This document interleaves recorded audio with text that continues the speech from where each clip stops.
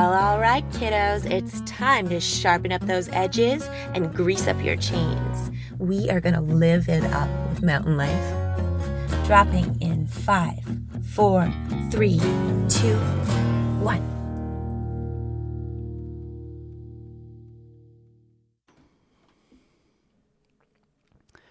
What's up, mountain lifers? All you wanderers of the earth, the forest dwellers and the beach bums, the squatters, the globetrotters, wave riders and west siders, rock jocks and hangdogs, Bigfoot hunters and mermaids, and anyone else out there. How you doing? Are you good? Is your garden getting enough water? Is the sun shining? It's been a long spring here out west, but the radishes and the strawberries are starting to pop up, and that's a sign of good things to come. It's a big month in the mountain life universe. All the summer magazines have dropped. There are digital copies on the website, of course, but you should go pick up a real print edition if you can get your hands on one. Long live the printed word and the glossy photo, right? You don't need to recharge a magazine, but I don't recommend dropping it in the water either. This month on the pod, we've got Frank Wolf. Frank, as he puts it, is just a traveler, but his travels are pretty unique. They're pretty big. They're definitely adventurous. We're going to talk to Frank in a bit, but first we got to hear about rucks. If you've been listening to the past few pods, you know we're down with Rucks, a Canadian brand that's revolutionizing the way we store, transport, and access our gear. Rucks is an all-in-one, compactable, and adaptable carry and storage system that brings new levels of efficiency and convenience to storing, carrying, protecting, accessing, and using your valuable outdoor gear. The 70-liter Rucks is an instant classic, and this summer they just dropped a new dry bag that's fast to pack, easy to tote around, totally waterproof, and integrates seamlessly with the original Rucks system. You pretty much need to see Rucks to understand its awesomeness, so go on the internets and hit up www.rucks.life. That's RUX.life.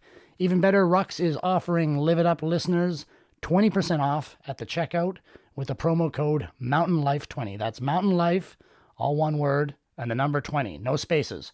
And no kidding, these things keep the gear in and the elements out, and they will make your outdoor life better. So, Frank Wolf is on the show. He's the kind of guy who just heads out there into the wild and cranks off incredible trips and adventures. He's canoed across Canada from east to west, 171 days of paddling with a dude he barely even knew going in. He's canoed all over the place on smaller trips. He's ski toured across Baffin Island. He's kayaked around Haida Gwaii, pack rafted the Spatsizi, canoed across Scandinavia, hiked in Patagonia, and tons of other. Frank crushes 2 big trips a year usually, trips of a lifetime. Those kind of trips. He's a filmmaker, a photographer, and a writer. And in this summer's Mountain Life Coast Mountains, he writes about circumnavigating Vancouver Island by kayak. Frank lives about 45 minutes from my house, but the dude's never home. So I caught up with him on the Zoom in Tofino, British Columbia. Here we go.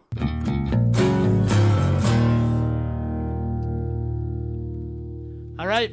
So, Frank, when somebody asks you what you do, what do you tell them? Do you say explorer? Or? No, I mean, I say I work in a boatyard on Granville Island. Usually, I don't really like to talk too much about myself. Keep it on the down low a little bit, right? Yeah.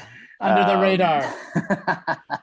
That's right. I don't know. I think just like I think just a traveler more than anything else. Yeah. It's just traveling. I think people, like yourself and other people like that, if you like to go, we just kind of like to travel in a different kind of way, right? You don't not necessarily hopping on a cruise ship. You're hopping in a kayak or getting on your skis and getting to the way out beyond, right? It's just traveling though, no matter what. You can glorify it by calling yourself an explorer or an adventurer, but that's just it's just a little bit of sizzle rather than some steak there, right? So sure. I mean, not everyone would probably embark on a 171-day, 8,000-kilometer canoe journey across Canada.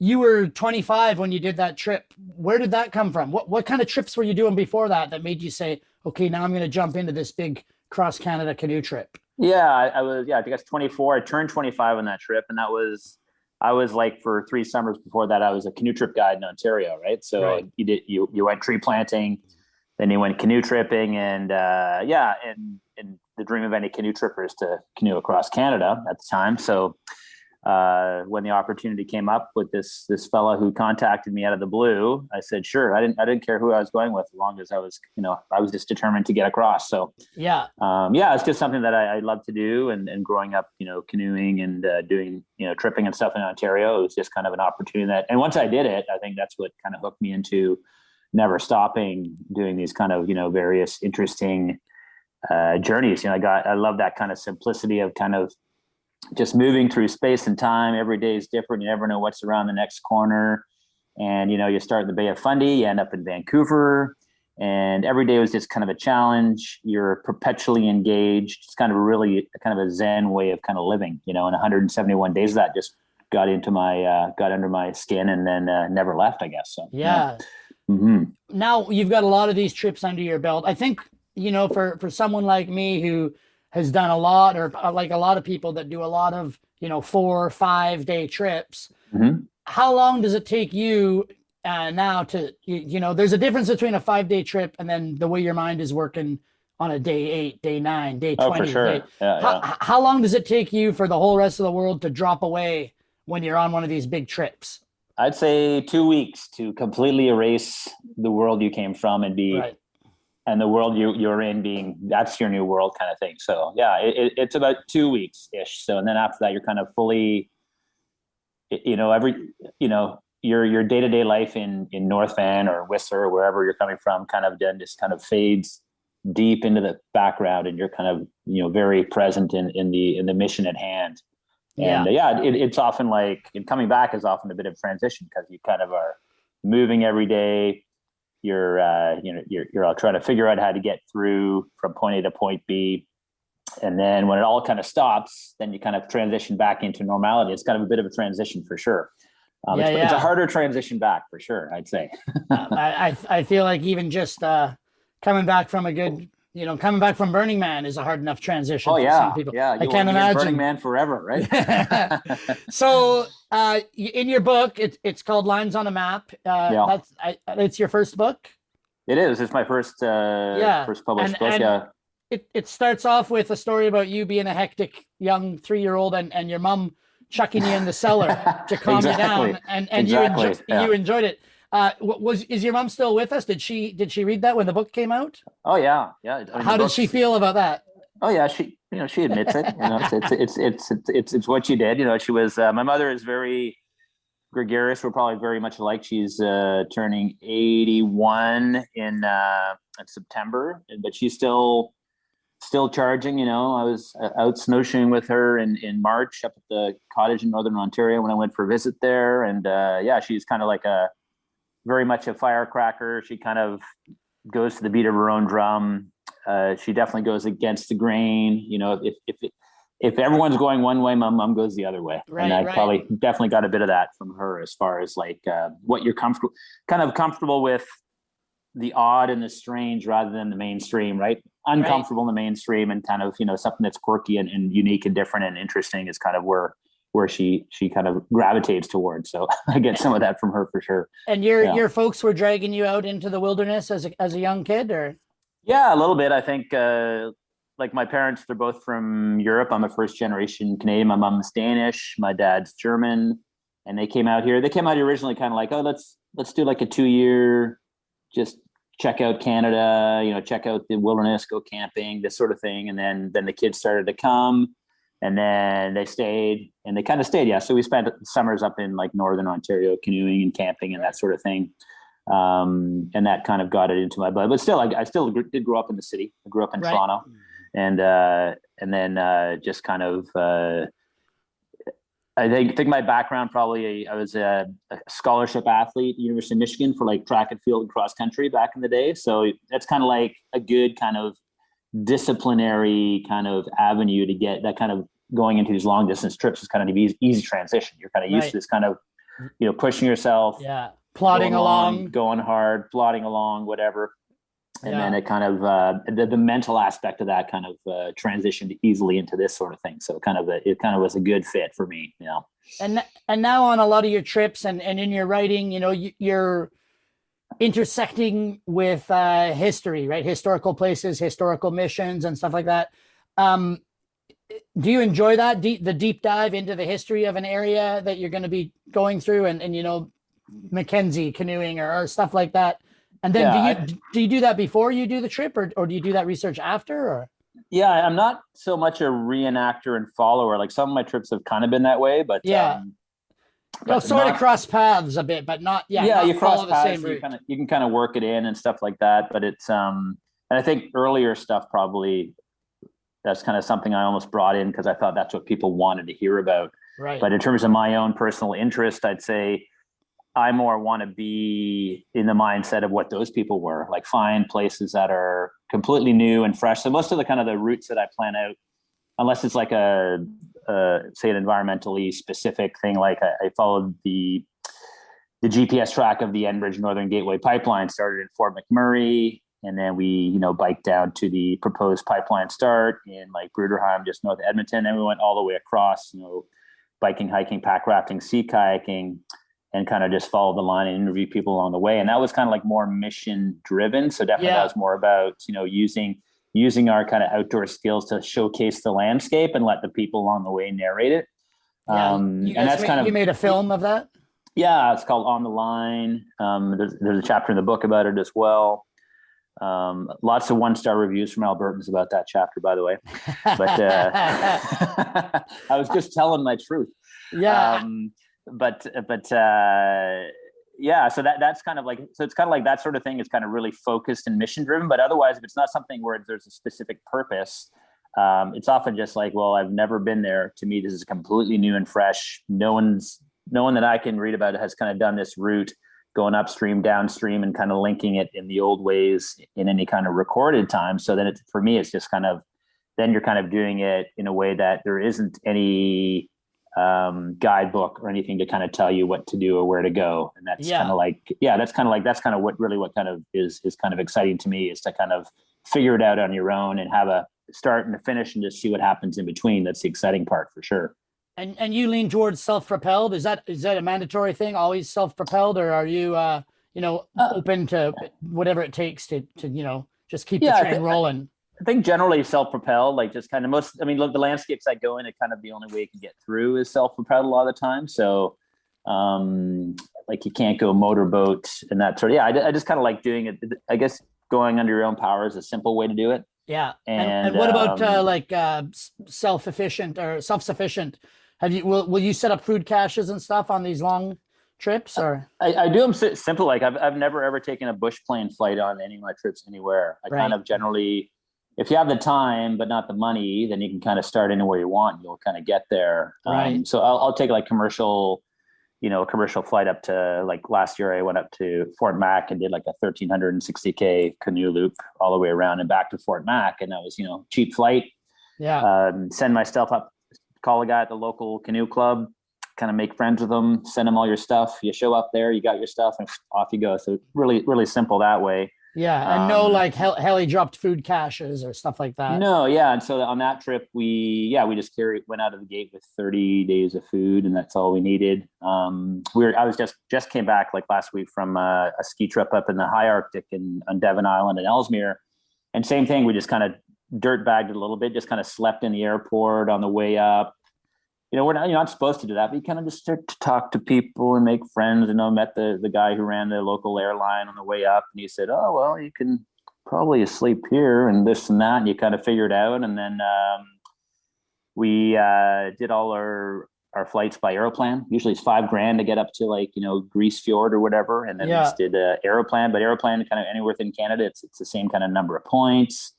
And then so for the price of like a weekend at the Hotel Vancouver, we spent a month up in the high Arctic, the three of us. So there's definitely a way to do it that way and not have to pay any kind of exorbitant costs to get in and out of where you're going, for sure. Yeah, it feels like there's two worlds there. There's the set menu cruise ship that'll take you up there, or there's the way you guys do it. Are people pretty open? Like, oh, hey, you're going to go on a 30-day canoe trip. Oh, wow. Are you going to do, is everyone still pretty taken in with your plans and what the trip is going to be once you get face to face with them? Not necessarily. Like I find, especially like Indigenous and like First Nations Inuit, they're kind of like, they barely, where are you going? I said, oh, it's doing a 300K ski trip over on Devon. They go, oh yeah, just kind of like that. They're unimpressed, completely unimpressed. Or they're kind of like in the back of my mind going, why aren't you taking a snowmobile? Kind of thing. Yeah. Or are you hunting? What's going on? What's the purpose of this? Yeah, you're just walking around. But I like that. I like the fact that I'm not looking to impress people. I'm much more interested in what they're doing up there. Guy up there who drove us across, he told us an amazing story where him and his father were out seal hunting, and he was butchering the seal, and all of a sudden this big polar bear came into the camp. He wasn't interested in the seal, was interested in him, jumped right on top of him. His father was hitting the polar bear with a seal hook on the head, and he managed to reach over to the shotgun, which was just out of reach, and then roll over and kind of kill this bear while it was literally right on top of him. These are the kind of stories, and that, no wonder the guy's not impressed with what we're doing. We're just kind of skiing around, in an area that he kind of lives and survives off of, right, all the time. So these are the kind of people that you connect with, and if you're writing a story or whatever, these are the kind of people that kind of add a lot of color and kind of texture and context to the written article as well, right? So for sure. Yeah. So one of your stories, you guys, the canoe capsizes on the Baffin River, and you spook a moose, and you're floating down the river next to a giant moose. What's the craziest sort of thing that's happened to you on these various adventures? And I mean, you didn't get attacked by a polar bear, but you were swimming with a moose. Like, what are some other like things that you would never expect? Yeah, and I think also in those early trips is kind of like when you're kind of green and you have too much self-pride and you think you're invincible, and you make a lot of mistakes too. So like a lot of things that happen, that even though they make a great story, they're it's not something I necessarily want to repeat, is swimming down the Baffin with a moose and almost drowning, getting recycled hard on that. After we got out, we kind of got the canoe into an eddy, dumped it out, kept going, then we flipped again, washed into the Baffin Canyon, get very close to drowning, basically cycled in hard 3 times, 3 kind of deep recycles in a big river wide hole there, and then came out and just kind of crawled up on this bank, managed to get out, and then just screamed at my canoe as all the gear and a National Geographic camera running, just kind of sailed on down to Baffin, never to be seen again. And yeah, so it makes for a great story, but that's kind of like in the earlier days, if you survive your mistakes, hopefully you don't kind of keep repeating them. But yeah, I mean, that was probably the closest in terms of that trip. We were trying to go west to east across Canada. Yeah. Going up the Baffin, I had this kind of idea where I wanted to just go by waterways. I wanted to push upstream. So I equated like the Saskatchewan River with the Baffin River, but the Baffin River in springtime in April is pumping through a canyon through the mountains, whereas the Saskatchewan River is rolling through the prairies. Yeah. It's easy to go up the Saskatchewan River, not the Baffin River. But I just thought, it's a river, I can go up it. Then Mother Nature smacks you around a bit and kind of wakes you up sometimes. So, but yeah, I think some travels in Indonesia probably as well. Early days, like we decided we wanted to cycle across the island of Java back in 2001, and then the day before we were about to leave, 9/11 happened, and then we took off on the day on 2001 September the 12th. We went off on our trip in the largest kind of Muslim country on Earth in terms of population, and then as we went along, and as the U.S. started to escalate, their forces around Afghanistan, in East Java, they're quite Islamic. They're militant.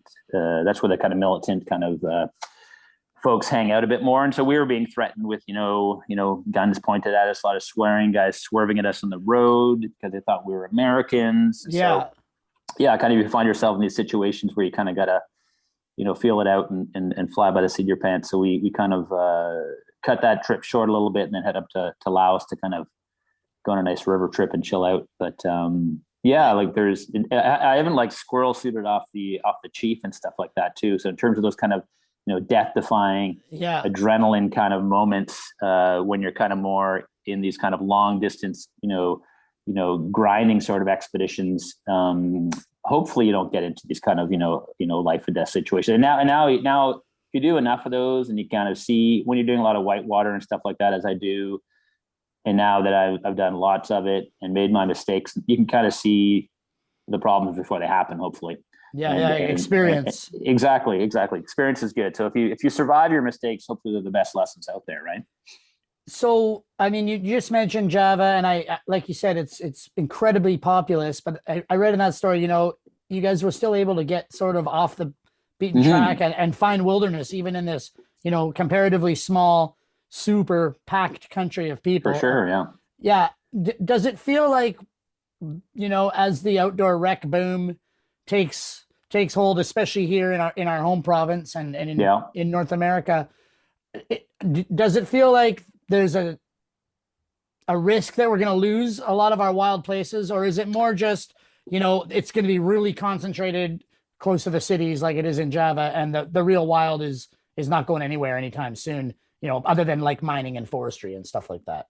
Right. Yeah. I think you hit the nail on the head there, as far as like, I think it's getting a lot busier, closer to kind of, in the Sea to Sky Highway, kind of, it's busy everywhere all the time in the whole region.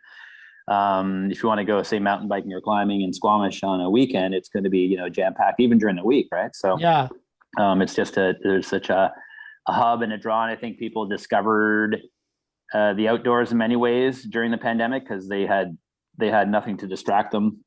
There was no, live shows. There was no going out, no restaurants or bars and all that sort of thing happening. So people kind of discovered. I think it's going to probably simmer down a little bit now that things are kind of normalizing. I think a lot of these people are starting to say, what the hell am I going to do with, this entire, rack of climbing gear and this mountain bike, which I don't really want to use anymore, because I can go to the bar and just drink all day. There's options now, right? So it's like, but I think the wilderness itself, like back to your question, is that, I think once you get, I think the easily accessible day hit stuff is going to continue to be busy and really busy. But if you're going to make an effort and say go into the, either say northern BC, the Northwest Territories, Nunavut, these kind of remote areas, it takes a lot more, I guess, commitment and time and know-how to go to those places. And those places, I'd say, still are quieter than they ever have been in history, because we have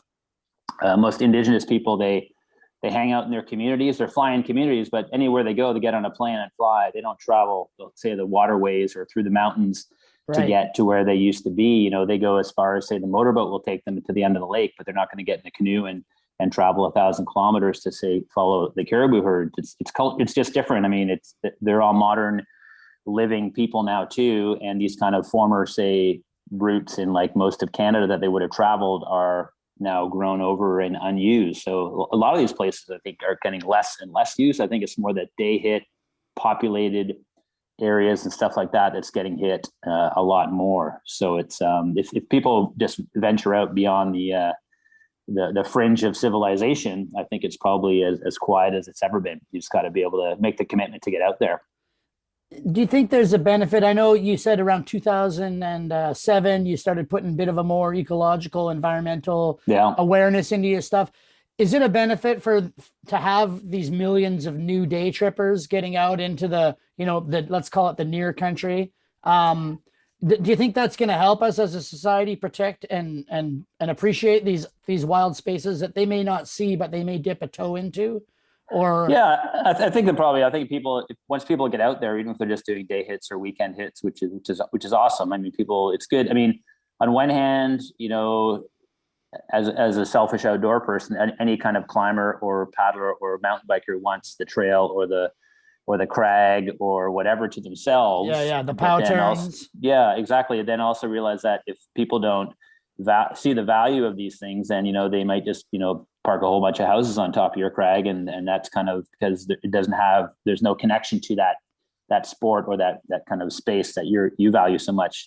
So I think in one sense, a lot of people who are getting connected to the wilderness, even in a kind of a day hit kind of basis, it's going to be helpful, hopefully, in one way, in terms of people see the value of maintaining these areas for that kind of outdoor resource. So and most people will never ever, and they almost like to be connected or to read about, like the stuff that Mountain Life writes about, these people doing these more out there expeditions. People, if they're doing day hits, they can still have some sense of what people are doing in the mountains or on the ocean, and they'll appreciate that more and see the value of it more. And rather than being something completely foreign to them, that say, why should I care about this? So I definitely think there's a value in that for sure. So, and even just like what Mountain Life does and what these, periodicals kind of, showcase these journeys.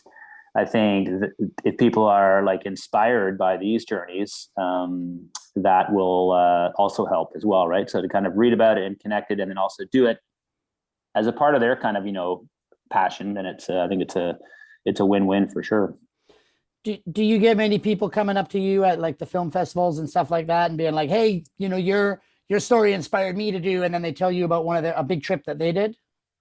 Yeah, it does happen sometimes. So I get notes from people either who say have read my book, or maybe have seen some of my films, or read some of the articles I've written. It's kind of like even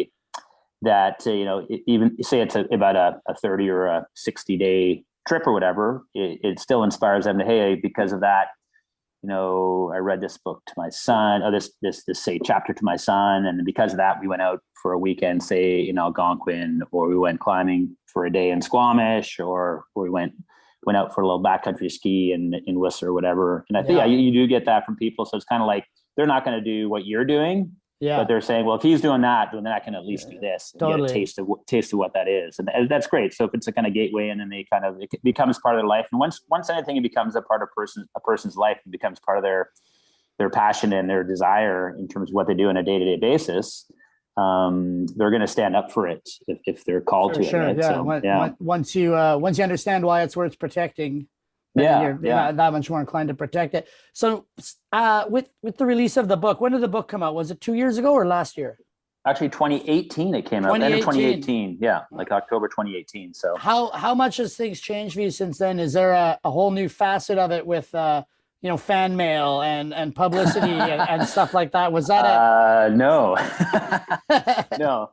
I think it's like it's still a kind of esoteric thing, and Rocky Mountain Books are a great publisher, but it's kind of a smaller publisher, and so it doesn't really get pushed out into the great broad kind of world, right? On that much of a basis. So, it still kind of sells on a continuous kind of level, as you kind of get the residual check every 6 months, and kind of gives you an update on how things are going. But it's definitely not like, it's not taking the world by storm. It's not Harry Potter, that's for sure. Yeah. But yeah, it's just one of many streams. I mean, the one thing I've realized in doing this kind of outdoor, lifestyle, I've realized I'm never going to get rich at it, but that's also not my goal. I'm not going to be particularly famous, which is fine too. I think ultimately you just kind of do whatever you feel like, as far as if you're into writing or photography or anything related to the outdoors, you kind of do what suits your style, and not worry so much about what people want or need, and just wherever it goes. Ultimately, you just have to be true to yourself and your own vision. So, right. And it's not, and it can't be, you can't put getting famous or getting well known at the front of that, because that won't make anyone happy, right? So it won't make you happy, that's for sure. It's definitely a tough way to pick up a guitar if you want to be famous, compared to exactly. You've got to be a rock and roll star. It's the only thing to do. Yeah. So we've run over the years a few of your stories in Mountain Life, but the most recent one, which is I think dropping next week in the Coast Mountains edition, is your circumnavigation of Vancouver Island in kayaks. Mm-hmm. So maybe just touch on, we don't want to give away the whole article, but how did that come about? That was during the pandemic? Yeah, like I think the last, like the trip I just did that I came back from the high Arctic, where we did that like a 300K ski trip, that was supposed to happen like in 2020. And then just like everyone else, middle of March 2020 came around, and boom, Nunavut closed the door. So started looking around for different things in the backyard to kind of adventure and fill up, say, the month of May. They usually do two trips, one in the spring and one in the summer. And then in the last few years, it's been like a ski trip, like an Arctic ski trip in May, and then I'd head off July, August on a canoe trip somewhere. And then, but that year, 2 years ago, hopped on a trip with my buddy Dave, left from Squamish, and paddled up to Prince Rupert. So we had a great time doing that. And we thought, okay, well, if things aren't open by 2021, then let's do Vancouver Island. And our buddy Amber, who we were paddling with every Monday, get together on Mondays, go for a paddle, do a lap of Anvil Island, to go around Bowen Island from say Port Oak Cove, or do a little loop out of Squamish. So we'd get together for paddles. And then as things didn't really change with the pandemic, we said, all right, this is going to happen. So we decided let's do Vancouver Island. So left from White Cliff Park in West Vancouver and headed off kind of north around Cape Scott and all the way around and back to West Van, and just to kind of, that was 38-day journey, a trip none of us had ever done, and so just kind of a great adventure and a great way to kind of, it's amazing. I mean, the one thing about the pandemic also, we kind of realized, especially we're so lucky here in the Sea to Sky corridor, and the whole west coast of BC, that we have such an amazing amount of outdoor possibilities here. And I've seen tons of climbs go up in areas out there that have never been up before. So people are kind of ferreting around their backyard for new either climbing lines or paddling lines or exploration that they kind of were always, and these kind of like Vancouver Island or Inside Passage was something that was kind of always in the back burner, I thought, if I didn't have anything else to do. And then in the end, the pandemic kind of pushed me into those kind of right away. So, yeah. Well, earlier you mentioned going on a trip with somebody that you didn't really know that well. And then, on this trip, you're paddling with people that you know. Have you changed your outlook on choosing a partner or who gets to come with you over the years? Or are you still kind of just down for whatever with anyone? Yeah, I prefer to go with people that I know and that I kind of trust and kind of have been through stuff before. I find even a lot of my best canoe trip partners have been mountaineers, because I know they're tough, and I've spent a week in a ski cabin touring or whatever with them, or just done stuff in the mountains with them, and I just know they have the right headspace to transfer into kind of like a long distance kind of canoe trip. But I also generally know them. The first trip I did, my cross Canada canoe trip, my partner in that one, we did not get along at all. We were like oil and water. Right. So you try to avoid that from then after? In that case, and that was the early days, and it kind of was, it could have been Adolf Hitler in the back of the boat. I would have gone across Canada anyways, just to get across Canada. And I had that kind of mentality. But then the kind of the time you have out there is finite, even if it's only 30 days or 60 days or whatever. You want to be able to share it with someone that can kind of, you can relate to and kind of clicks with you and is into the journey. So ideally I do that. But I mean, with the pandemic, I had people falling out of me all the time. So I switched partners 2 and 3 times. Right. And ended up taking flyers on people that I kind of had to if I wanted the trip to go ahead. So the last 2 canoe trips were with people that I had never done anything with. And then luckily I know Dave and Amber from before for the kayak trips. But you just kind of make it work. It's kind of like during the pandemic, it's almost like beggars can't be choosers, because people, life was pulling. This one guy was going to do a canoe trip 2 years ago. He was fully in, and then pandemic went. Suddenly the kids were not going to be in summer camp, and he had to take care of them.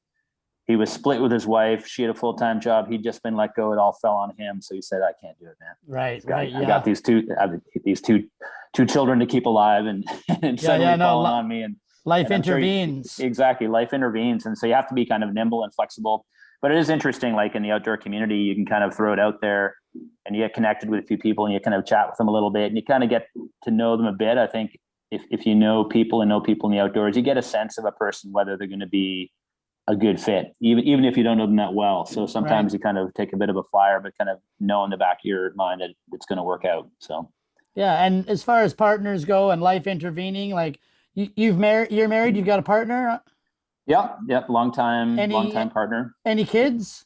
No kids. No, right, so, no kids. These journeys are my children, I guess. Yeah. Yeah. And how does it work with the relationship? When you're gone for, 30, 40, 60 days, is that a benefit? The old absence makes the heart grow fonder. And I think so. I think it's like, with Shannon, who's my long-term partner, she kind of knows, I think when I started, we've been going out a long time. And it's basically these kind of long journeys have been as part of my rhythm in life when we started going out. And it's not a surprise. Yeah. It's something that's built in. And so it's not like, she ever denies me or doesn't allow me or doesn't want me to do these sort of things. She knows it's kind of something that I need. And then she's a very independent person too. So she likes the space away from me, getting me out of her hair as well. So, I mean, it works out that way too. I mean, we definitely have had issues, as we have, for various reasons. Everyone has, I think, issues in long-term relationships.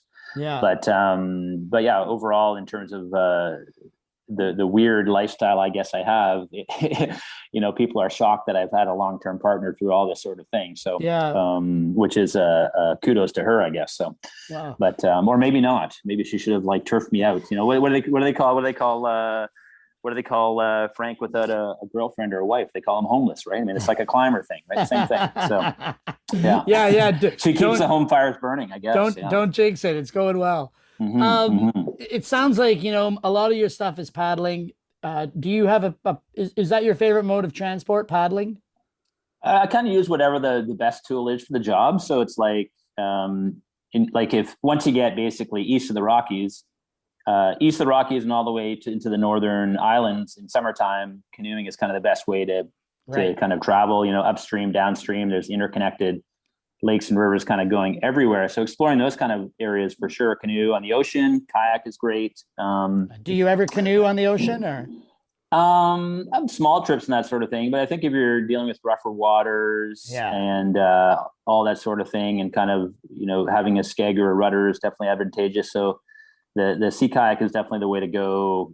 I've circumnavigated Haida Gwaii, Vancouver Island, done the Inside Passage, and all those were definitely, the kayak was the right tool for the job. But then in the high Arctic, with skis and a dragging a sled around is a great way to go for that. And then I guess cycling. Well, we did a cycling trip on the Yukon River. That was kind of a retracing of a trip that a couple of gold miners did by bike. So sometimes there's a bit of a hook in there. Right. I'd never row again. Rowing is not the greatest way to go. We tried to row the Northwest Passage once, and it was kind of like being blown around like you're in a cork, and the wind would just do what it wanted with you. And you're always looking where you were rather than where you're going. I didn't really like that perspective. So you figure it out. So you try different things and then figure out what works for what. And pack rafting is a great way. Combine hiking or skiing with a pack raft. You can kind of utilize the rivers and also kind of mountain routes and trails.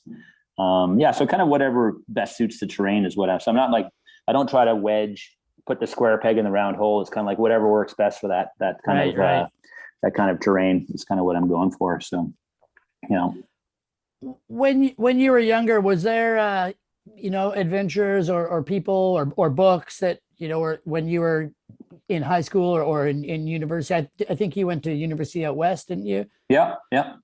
Were there people that were inspiring to you that that you can say, hey, if it wasn't for this book, I might not be doing it like this or anything or this person or anything like that? I'm trying to think. I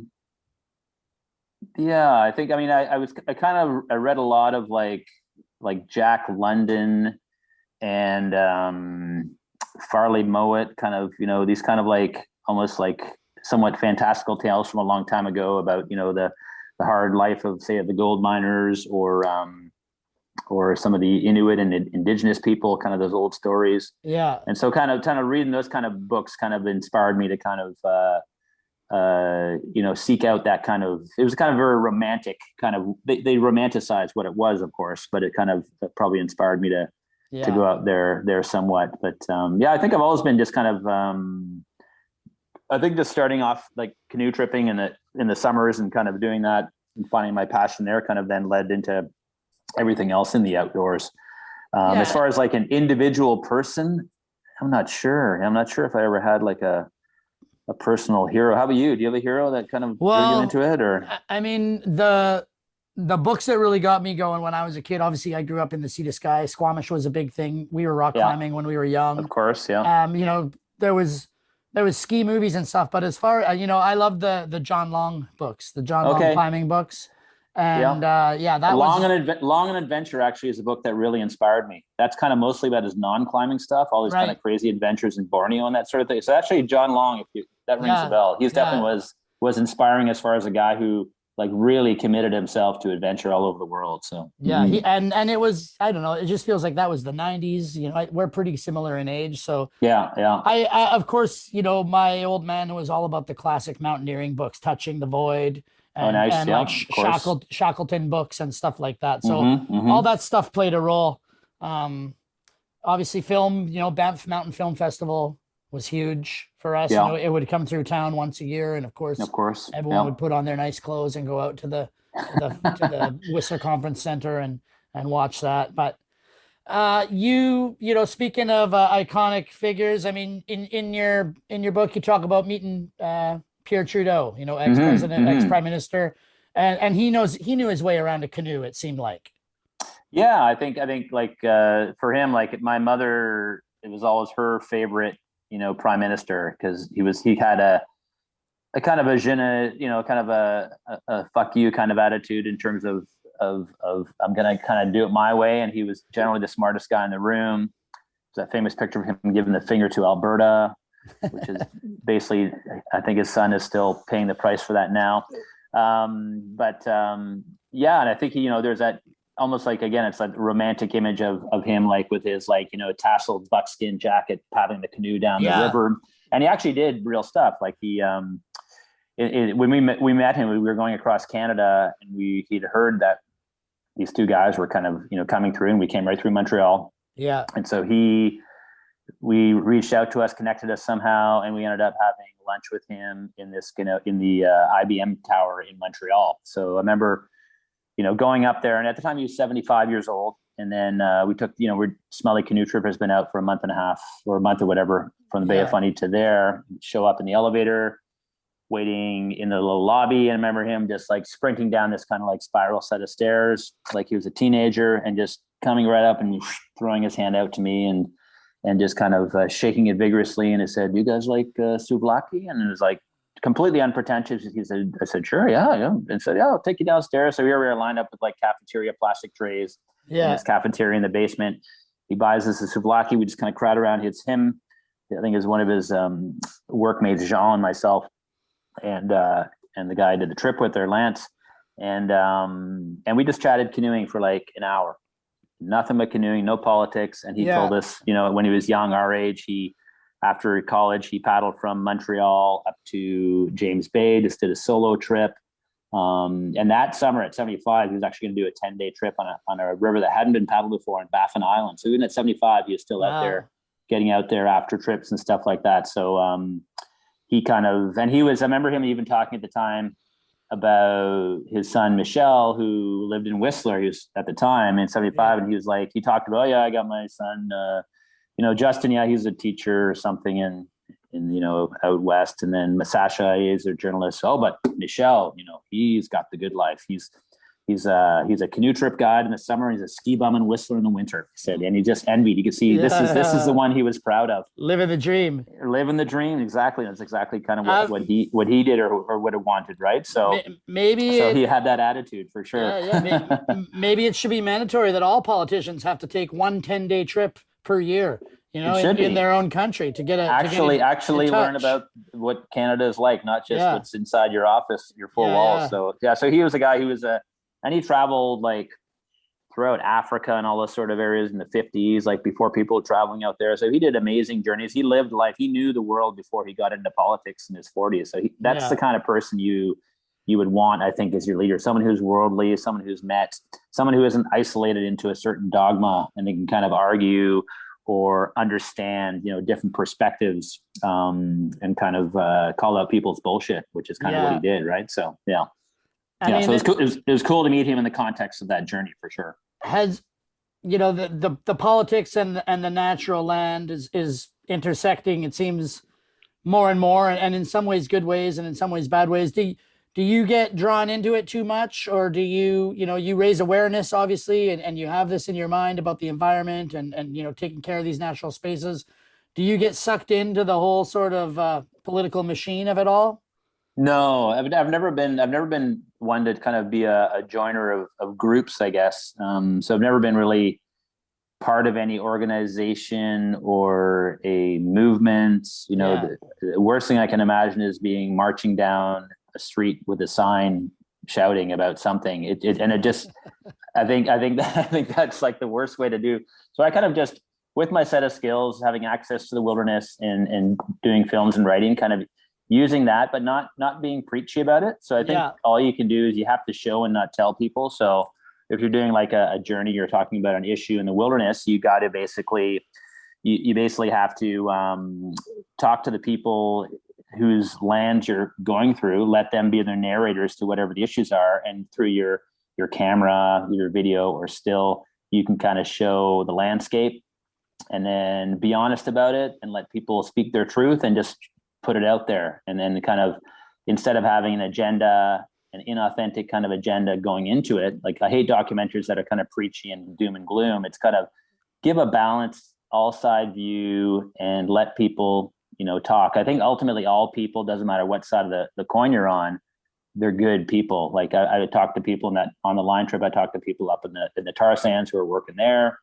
And you have to understand that no matter where people are, they're all kind of fighting for their little patch of kind of life, and they're making a living off of that. And people get so tunnel vision into what they're doing, but you have to understand that too. Everyone's coming from the same place ultimately. And if you can kind of, if they can kind of give you their perspective and you give them yours, it kind of moves us in the right direction to kind of understanding all the way around. So I think it's hopefully the films I did about those issues, a film I did called Borealis on the Line and The Hand of Franklin, they're on my YouTube channel if you want to check them out. But they all kind of like let the locals talk about it and kind of, if nothing else, people are entertained and kind of enjoy the journey with us, but also hopefully we'll get a little bit of information along the way from people we've kind of talked to as well. So and the YouTube channel is just Frank Wolf, or I put like Frank Wolf like adventure or something like that in the search engine. It'll come up, I'm sure. Yeah. And obviously you're not bringing camera crews with you. You're bringing a camera and some batteries, and you guys sort of figure it out, you and the partner. Yeah, exactly. Yourself. And I think, it's very run and gun. It's a bit rough, but it's, I think it's also really intimately brings people into a journey, just like with my writing and also with my film work. I try to capture the moments kind of as they happen, bring people intimately into the journey. And hopefully they're kind of there with us for that. And then kind of giving that inside view rather than kind of say a really polished, say drone centric type of film, so, but, and that's just my style and aesthetic and that sort of thing. And it's kind of, that's kind of just what I lean towards. It's kind of what I like. And so it's what I put out there as well. So was that something you've been doing like since you were a kid, playing with video cameras and stuff, or you went not really? I guess I came to it kind of late. I think I think that it's just something, a vision you have in your head. So I really didn't do my first film. What was it, 2000? Probably. Yeah. When I did that, I did a film called Bikes on Ice, which is where with myself and two friends, we went from Dawson to Nome on bicycles, retracing the journey of these two gold miners who'd done the same thing 100 years earlier. Right. And then a local production company kind of cut it. And I did a few more for them as part of a show that was called X Quest. So kind of this, and they kind of put some cheesy narration on it. They try to kind of really lowest common denominator it. So then I started doing it all on my own after that. I did about six of them for like the CBC Doc channel over the years on spec kind of thing. So, but and then I just kind of did it in my own way, very quirky, odd films that probably would never be done that way again. But I enjoy the process, and it's what it was in my head, and that's the real joy of being completely independent when you're doing your stuff. You can kind of do really what you want. Yeah. And if people like it, they like it. If they don't, whatever. You just put it out there and don't worry about it and move on to the next project. I never dwell too much in any project. Like once I've done one, I'll do an article or two and do some stuff for the sponsors. And then I'm pretty much on to the next trip already. I'm doing a couple of pretty big journeys every year. So I'm kind of more about, okay, this is wrapped. What's next kind of thing. Right. So I don't really take the time to kind of, I could have probably written multiple books on my journeys, but I've only written one compilation of published work pretty much. So, but I do have a manuscript for a book that I did on my summer of 2020 that I'm working on getting out there. So that'll be my first kind of, kind of feature length nonfiction narrative kind of thing. So another kind of creative, fun experiment that I hadn't done before. So those kind of things are kind of journeys unto themselves, kind of like a journey of the mind. It's kind of fun to do. So yeah, I mean, often those kind of things you can do if you're injured, but have you been able to mostly avoid injury over the years or? Yeah, nothing major. Yeah, I mean, my knees are pretty much shot after all these years, but I'm still going. So Yeah. I'll probably have to replace them at some point. Who knows? But right now they're fine. Well, kayaking is good for that anyhow, right? Yeah, kayak is fine. But the 300K ski trip, they were great. And Right. and then like knock on wood, no broken bones. Yeah. Yeah, lots of cuts and scrapes and bruises and that sort of thing. But nothing crazy. So I've been lucky. Yeah.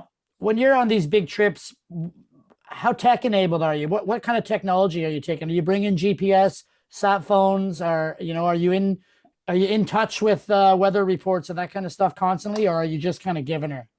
Yeah, I think probably since 2016, I've had an inReach along. I'd never used like an inReach like satellite communication device before, but I did this canoe trip with my buddy Sean. He lives in Sean Campbell. Shout out to you. Lives ski patroller at Whistler, is also a Squamish local.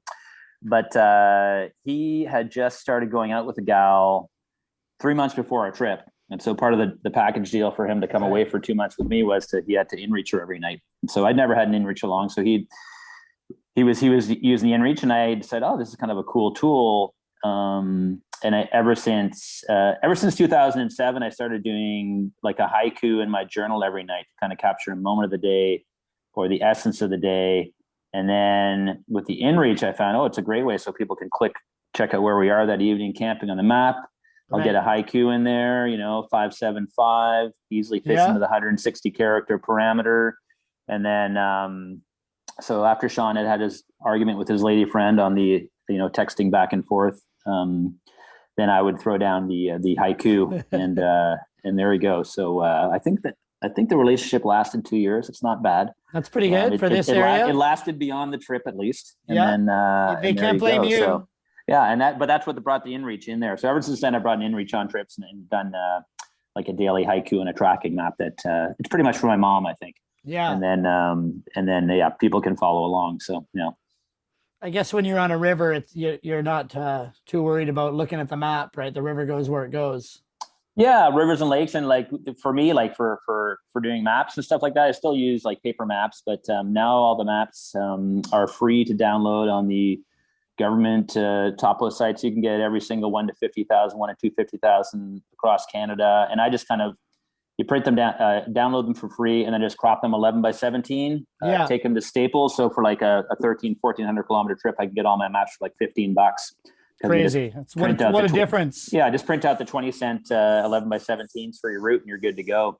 Yeah. So, so that's good. And you can't really navigate with this little GPS in front of you, right? So just have a paper map in front of you if you're just kind of glancing. And even if you're going through like a complex island system on a lake and have to get a certain, river exit, then you have the map in front of you. Have the GPS as a backup. And the inReach for weather. inReach is great. Like the one thing about inReach is they can pinpoint even in the high Arctic. It'll tell you what the weather is in your location just by the satellite coordinates. So it's a handy little tool to kind of, especially on big lakes. And like this summer, I'm going to be doing like a trip across the Northwest Territories. Nunavut, we're crossing Great Bear Lake, and just to kind of work your way around the wind. The wind is always a big stopper in the north. So if you're skiing or if you're paddling, windstorms are what kind of affect your ability to move or not, especially on big lakes and stuff like that, because there's no trees in the Arctic to stop the wind, and it is unrelenting. If you get a north wind, it can go for a few days. So you can kind of work your way around by paddling at night or at evening, or starting earlier, pushing harder in the day to get off of a big section that's exposed. Just having that information is kind of handy for sure, but otherwise it's just giving her, as you said. So What on a there's some big fish in Great Bear Lake. Will you bring a fishing rod on these kinds of trips, or what do you eat? Yeah, I mean, I don't rely on subsistence, because the one thing is, if you're saying, okay, we're going to catch half of our food that we have along the way, but then you can't necessarily count on that all the time. And if you're hunting and fishing, you're not moving. So I basically just have all the food along with us for the trip, and I'll fish. So I'll like, you throw out the line usually in these areas in the north, 2 or 3 casts, you'll have a grayling or a lake trout or something on there that'll kind of, and then you can, cook them up on the grill that night and have them as fish tacos the next day kind of thing. So it just kind of supplements your food, but it's not something I count on to survive. I mean, and some people do that too, but they're going to plan to go a lot slower for sure until they get that fish. And otherwise, is it like a lot of freeze dried or do you guys live it up? Or is there like a special meal that you'll save for day 30 or something like that? Or we got freeze dried every night. Usually finish off with a little nip of whiskey. And I used to smoke those Jarum cigarettes every evening, split one with a partner, have the reflective moment as the sun sets kind of thing. Yeah. But those have been banned across North America and Europe. It's harder to get clove cigarettes like Jarums than it is like heroin. I mean, you can't get those in the country. That's crazy. So, yeah, I tried before this last trip. I tried friends in Indonesia, but apparently there's even fines for Indonesia. If you ship it to Canada from Indonesia, they know you're shipping to a country where it's illegal and they don't let you do it through. They fine you on both ends. So I've had them nipped by customs multiple times in the last couple of years. So crazy. You just can't get them in. So, but there are. I was on a trip, this ski trip, my buddy Johnny up in Whistler there. He was saying he was looking online. There's actually tons of online recipes how to make your own. So I'm gonna make my own next time. Make my own clove cigarettes. Yeah. Or you could switch to the Indian beady cigarettes too, I guess. The beaties, I guess. Yeah. I've taken to smoking an old man pipe the last couple of years. Well, so that's nice aromatic, proper explorer pipe, like Shackleton and the boys used to take. The warm bowl in your hand though, it's a thing, right? It is. I like it. So yeah, those are our guilty pleasures, a little bit of smoke and whiskey in the evening, and then just kind of stretch that out through the entire trip. Yeah. And what about like peanuts and M&Ms and that kind of stuff? Are you a trail mix guy? Yeah, whatever's around, I guess. I just kind of have 3 packets of oatmeal in the morning with some raisins in there, like just your quick oats. And then I'll have just a few pepperoni sticks. Trail mix will make it in there sometimes. Some chocolate, a Cliff Bar. Yeah. Usually tortilla with like meat and cheese or some peanut butter and honey, and then freeze dried in the evening. And that's it. Kind of simple. Like most of the stuff I'll ship the freeze dried up to, like I'm leaving from Whitehorse this summer. So I ship the freeze dried and the canoe and everything's up there. Just shop in the local grocery store for everything else and off you go. So keep it simple. Yeah. Yeah. As far as gear goes, is there a, we get a lot of gear at the magazine, and I love playing around with the gear. Yeah. I mean, we could probably get more, but I love new gear. I love how gear's evolved. Yeah. For you, is there one key piece of gear that you don't leave home without? Is it like, obviously, you probably have a knife, but is there something you've had your whole life that's, never failed you? Or yeah, I guess got like a Leatherman I've had for like 20 years. For my summer canoe trips, like an MSR, like a Whisper Light with the MSR kind of pot set, has been going for years. What else? I guess, I think ultimately it's like a lot of time you're just using fires and stuff like that too. But maybe just off the top of my head, like maybe the MSR, kind of the Whisper Light, and then the pod set, the Leatherman.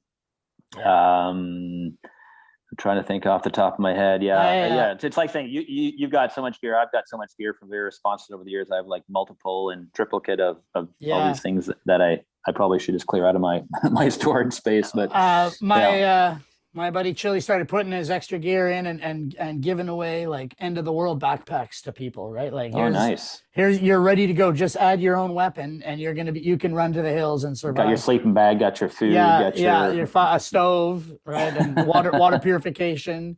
I mean, we have all this gear. I'm still wearing my same rad pants from 1995, right? I know you can't get those anymore, right? I know. Those are hot. Yeah, I can't believe. I mean, they brought back some of those things, but they didn't bring back the rad pants.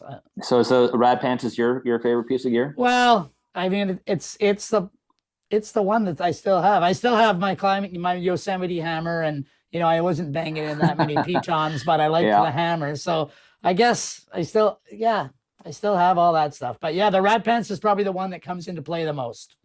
Yeah. Like, That's like gold right there. That's all I can tell you. Yeah. I mean, I have a buck knife that I got, for high school graduation and stuff like that. But as far as I used the rad pants yesterday when I hiked. And actually, I do have a 25-year-old hip flask that's very dented and bent, that it's still going strong. So nice. Actually, on the trip I just did, I just had a couple of flasks in my check-in baggage, and this one I just gotten like 2 years ago. The top snapped off and it spilled into the bag, but the old reliable, doesn't matter about the air pressure changes, that one just fine. Nice. So there you they go. don't make them like they used to, even flasks. So they sure don't. So I mean, we're getting close to the hour, but I definitely wanted to talk to you about one of the chapters in your book is hunting for a Sasquatch, and it's hunting for it in northern Ontario. That's it. Yeah. What happened? You guys were passing through and people just started talking about Sasquatches, or?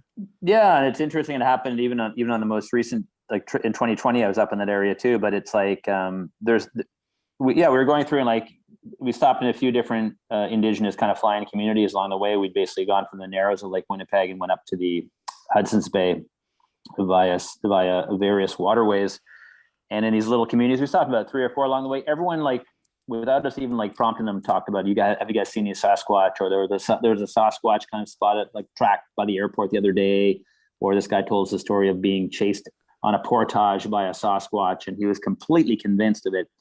And so it just kept on coming. So I met this one elder in this community of Sandy Lake, and I asked him, everyone's talking about Sasquatch. Is there like a big Sasquatch culture? He said, actually, there's no culture at all. It's almost like it's like transferred kind of information, in the sense that, they've heard about it, say, even through the internet or whatever, and then they start to think about the Sasquatch. And when you have these big wild wilderness areas, they almost need to put a mythical creature in the middle of it.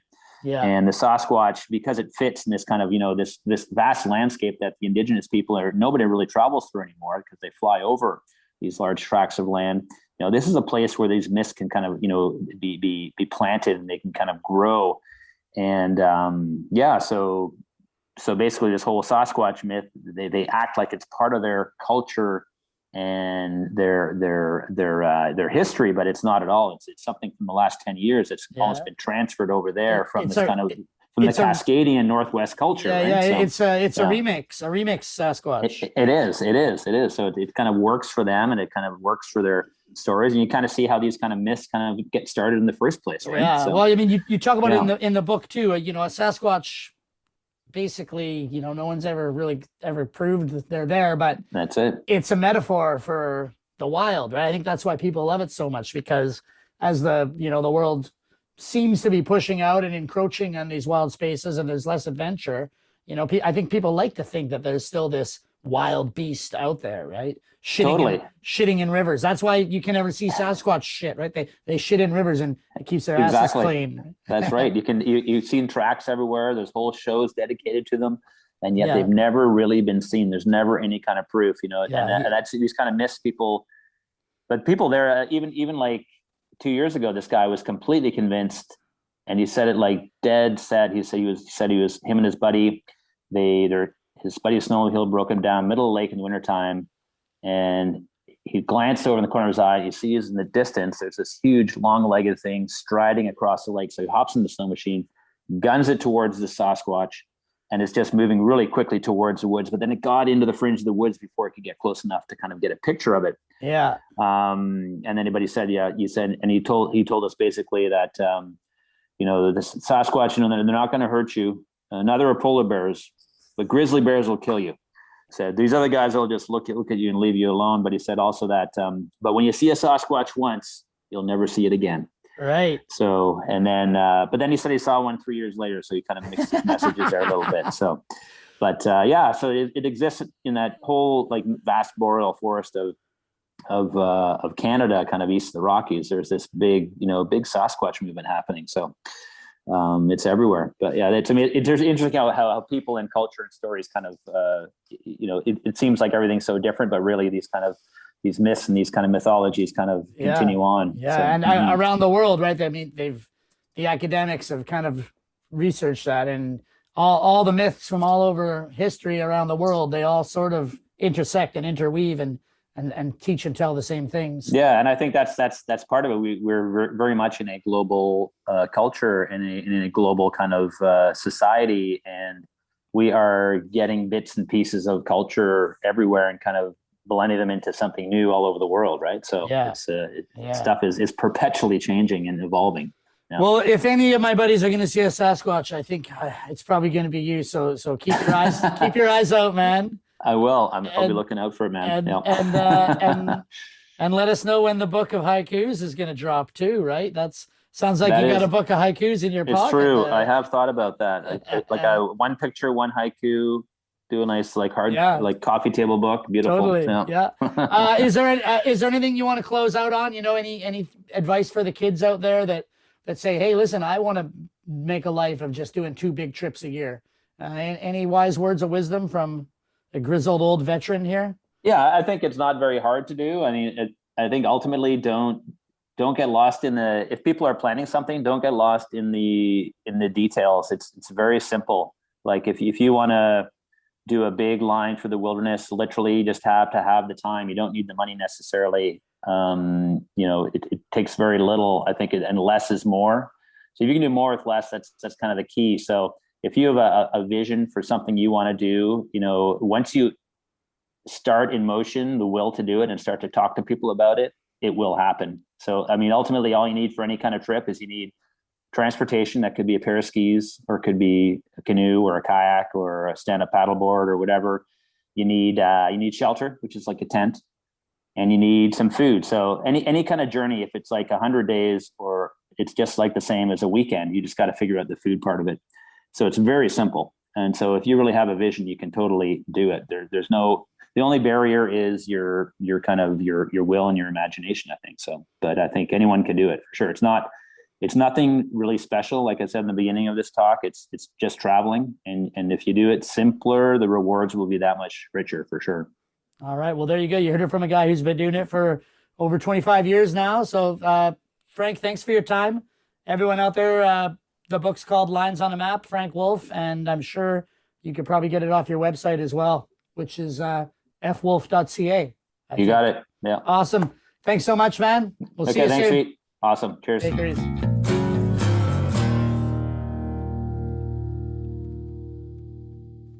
And that's that. Straight from the man himself, Frank Wolf, excellent trip taker, big time adventurer. And as he said, you don't need much to have a good time. And if your heart is in it, you'll always find a way. So get out there and have some fun this summer. Thanks for that talk, Frank. Thanks to you for listening. Without your ear holes, the pod wouldn't have much purpose in life. And thanks to Shirai Rules for the voiceovers off the top. Thanks to Rux for being a great partner. Thanks to Adrian Gendro for the guitar riffs. As always, this pod was recorded on the territory of the Squamish Nation here on my end. And on Frank's end, I believe it's called the Klaoquiat Nation, which is in the Tofino area. Like I say, I've said it before and I'll say it again. It's always a good idea to learn more about the nation whose land you're living amongst, and also the nations of the land on the trips you want to go on. Other than that, we are going to try and pick up the pace on the pods, keep them coming at you rapid fire. But until then, grab a mag, have fun. Don't be afraid to hit the website, mountainlifemedia.ca.